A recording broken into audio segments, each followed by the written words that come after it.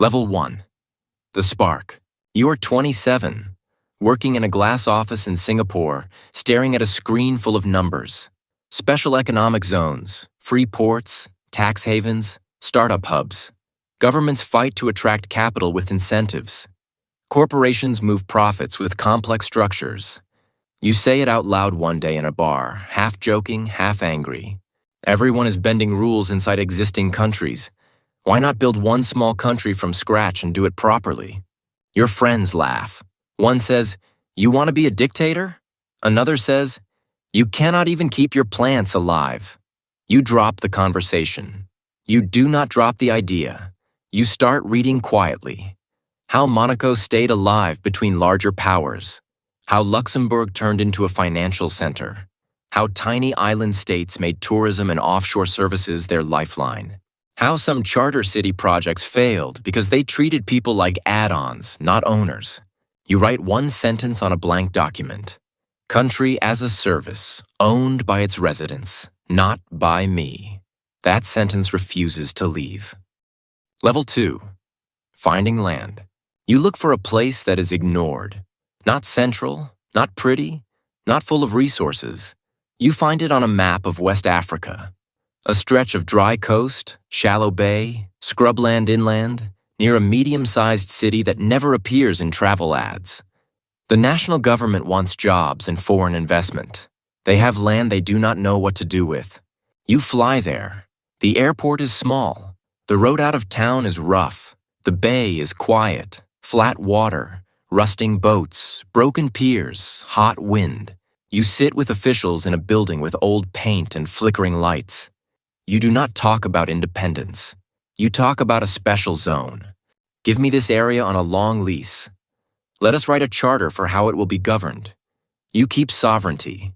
We build a city inside with its own rules, courts, and administration, under your constitution but different in detail.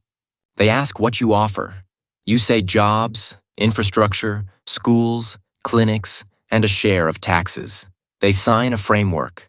70-year lease, coastal strip, and land behind it. Permission to run local governance, to set business rules, to invite residents, as long as broad national law is respected. Your country begins as coordinates and a signature. You stand on the dry ground at sunset, alone, wind biting, and whisper, "This is ours now. If we fail, it dies here. If we succeed, it grows from here."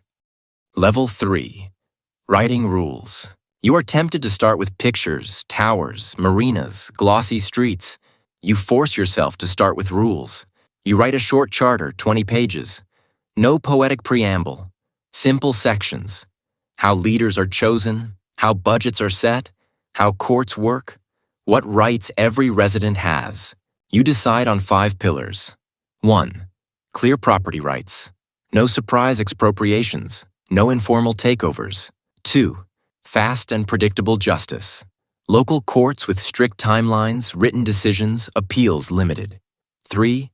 Transparent money. Every tax and fee is itemized and posted monthly, every spending line public. 4. Rotating leadership. No one, including you, can hold executive power longer than 2 terms of 4 years. 5. Open citizenship. No bloodline. People become citizens by living there, contributing and passing simple vetting, not by birth alone. You write your own position into the charter as founder-administrator with a clear end date. After 12 years, the role disappears. New roles replace it. You print a small booklet of the charter. First 100 copies sit in a dusty room by the bay. You know words alone mean nothing without people. Level 4. First settlement.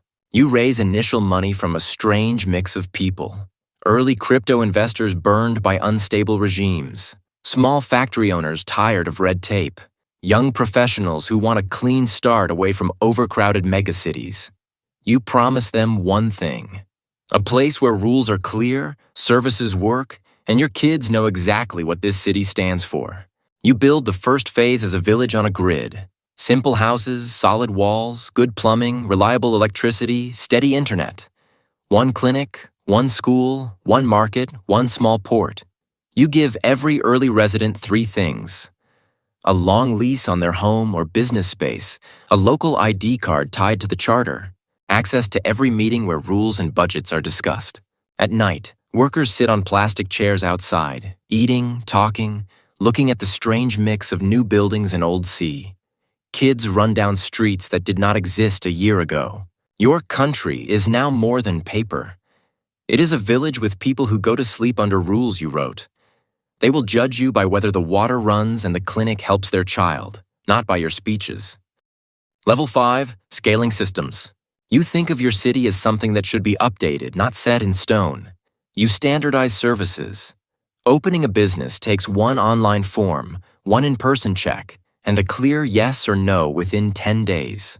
Resolving a small dispute takes a single hearing, written judgment in plain language, and a low cost. Getting a residence permit or citizenship takes defined steps.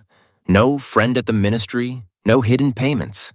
Each process is measured. Wait times, error rates, satisfaction. You publish raw numbers so everyone can see whether things are improving or slipping. As more people arrive, systems creak. You hire more staff, but you refuse to create bloated departments. You use simple digital tools, but insist that every face behind those tools be reachable. You introduce one unusual rule. Any resident group that gathers at least 100 signatures can propose a law or change. The local assembly must debate it within 60 days and vote. You watch retired teachers, young parents, small shop owners show up with proposals. Speed limits, noise rules, waste management changes. Your country grows not by your ideas alone, but by hundreds of small inputs from people who will live with the outcomes. Level 6, on the map. 5 years in, the satellite images change. Where there was pale, empty land, there is now a grid of streets, roofs, docks, ships in the bay. International media write pieces. New charter city on African coast. Can a startup country work? Investors visit. They tour small factories, tech offices, apartment blocks, the central square where weekly assemblies meet.